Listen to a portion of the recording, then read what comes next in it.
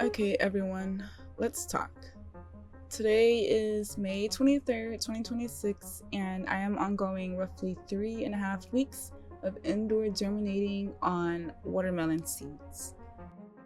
Today, I had to make an emergency transplant with the remaining 4 indoor seedlings, and here's why. As you can see in the bottom of the picture and the previous videos, the arrowed seedling appeared to be healthy for the longest. Well, that has changed drastically. Today, that very seedling's leaves started wilting compared to the others, and I needed to know why. So I investigated the soil first, and sure enough, it was growing some extremely tiny mushroom caps, the size of mites essentially. I immediately grabbed all seedlings and inspected their roots to see which of them were infected, but I already knew at the back of my mind that it was the one that was wilting. I am upset with myself because I lost one seedling, potentially another, but that is a story for another day.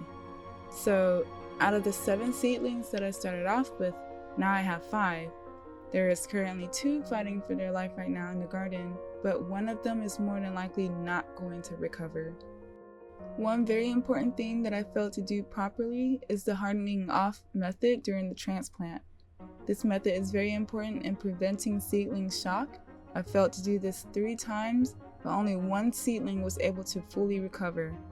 So now, I will be taking this method very serious by bringing my seedlings outside for an hour and back inside, increasing the time each day for about a week.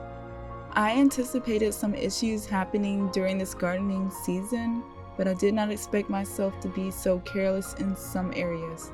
There is no room for carelessness, and this video is a prime example of the results of that.